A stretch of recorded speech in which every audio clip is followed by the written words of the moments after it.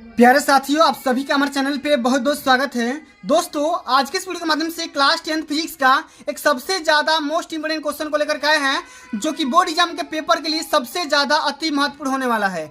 प्यारे साथी, ये जो क्वेश्चन है बोर्ड के पेपर में हर साल पूछा जाता है, इसलिए आप सभी से हम्बल रिक्वेस्ट है, वीडियो को ध्यान से देख लेना, अंत तक जरूर देखना, वीडियो को लाइक कर देना, शेयर कर देना, अगर चैनल पे नए हो तो सब्सक्राइब भी कर देना। आइए, हमारा क्वेश्चन क्या है, सबसे पहले क्वेश्चन को समझते हैं, इसके बाद हम क्वेश्चन का चिन्ह हरण करेंगे और बोर्ड के पेपर के लिए सबसे ज्यादा अति महत्वपूर्ण क्वेश्चन होने वाला है, इसलिए आप सभी से हम्बल रिक्वेस्ट है, वीडियो को मिस मत करना, शुरू से लेकर के एंड तक बिना स्किप किए हुए जरूर देखना। ठीक है, हमारा क्वेश्चन क्या है, सबसे पहले उसको समझ लेते हैं कि फैराडे के विद्युत चुंबकीय प्रेरण के नियम बताइए।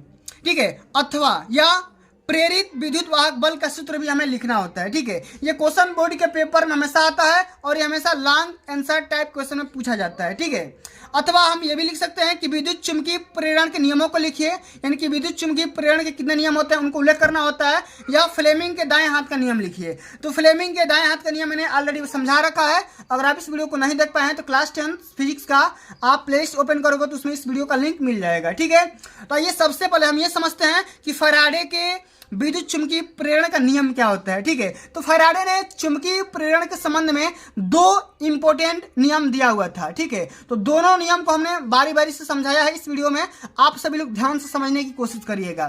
ठीक है, आइए बोर्ड के पेपर में कैसे लिखेंगे उसको भी ध्यान से समझते चलिए। तो फैराडे के विद्युत चुंबकीय प्रेरण संबंधी दो नियम निम्नवत है, इसी प्रकार आप सभी को बोर्ड के पेपर में भी लिखना है, छापना है। तो सबसे पहला नियम क्या कहता है उसको सबसे पहले समझिए। प्रथम नियम, हेडिंग लगाएंगे प्रथम नियम, इसमें लिखेंगे कि जब किसी बंद कुंडली में, अब बंद कुंडली का मतलब क्या होता है, क्लोज कॉइल, यानी कि जो उसका सर्किट होगा बंद होगा। ठीक है, तो एक एक चीज को समझिए कि जब किसी बंद कुंडली में से होकर के जाने वाली चुंबकीय बल रेखाओं में परिवर्तन होता है, यानी कि जो फ्लक्स होता है उसमें लगातार परिवर्तन हो रहा है, तो उस कुंडली में प्रेरित विद्युत वाहक बल उत्पन्न हो जाता है। उस कुंडली में, उस कॉइल में क्या हो जाता है, प्रेरित विद्युत वाहक बल, यानी कि इंड्यूस्ड हो जाता है, क्या, ईएमएफ इंड्यूस हो जाता है, जो केवल उसी समय तक रहता है जब तक कि चुंबकीय फ्लक्स में परिवर्तन होता रहता है। कहने का मतलब यह होता है कि जब किसी बंद कुंडली में चुंबकीय बल रेखाएं परिवर्तन होती है तो उसमें क्या होता है, हमें सबसे पहले ईएमएफ मिल जाता है, और ये कब तक होता रहेगा, जब तक कि चुंबकीय फ्लक्स में हम परिवर्तन करते रहेंगे। प्रथम नियम हमारा यही बोलता है, समझ में आ गया।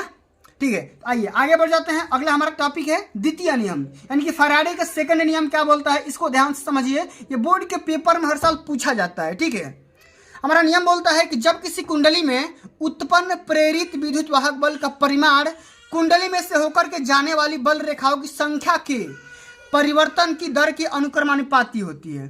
क्या बोला मैंने, कि जब किसी कुंडली यानी कि कॉइल में उत्पन्न प्रेरित विद्युत वाहक बल, यानी कि जो भी कुंडली है हमारा ईएमएफ, जो भी हमारी कुंडली है उसमें अगर ईएमएफ हमारा परिवर्तन मिल रहा है, ठीक है, तो उस ईएमएफ में या उस कुंडली में से होकर के जाने वाली जो भी बल रेखाएं हैं, फ्लक्स हैं, तो फ्लक्स की जो संख्या होगी, ठीक है, अगर संख्या में हम परिवर्तन करेंगे तो उसी बल के क्या होगा, अनुक्रमानुपाती हो जाएगा। पहला बात समझ में आ गया।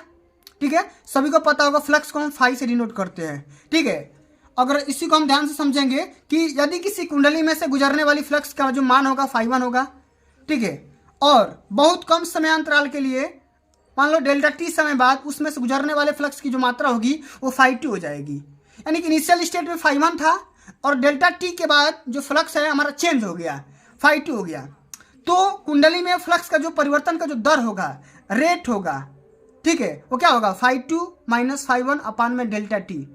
ठीक है, क्या हो जाएगा, φ2 माइनस φ1 अपान में डेल्टा टी। इतना क्लियर समझ में आ गया। अब हम इसी को निकाल सकते हैं प्रेरित विद्युत वाहक बल। ठीक है, इसको हम ई से डिनोट करेंगे और यही हमारा नियम बोलता है कि जो हमारा जो विद्युत वाहक बल होगा वो क्या होगा, फ्लक्स के परिवर्तन के दर के अनुक्रमानुपाती होगा। क्या होगा, अनुक्रमानुपाती होता है तो क्या हो जाएगा, φ2 माइनस φ1 अपान में डेल्टा टी।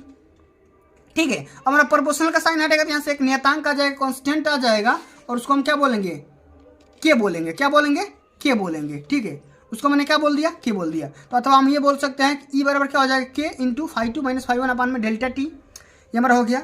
अब जहाँ पे के क्या है, एक कांस्टेंट है, क्या हमारा क्या है, एक कांस्टेंट है।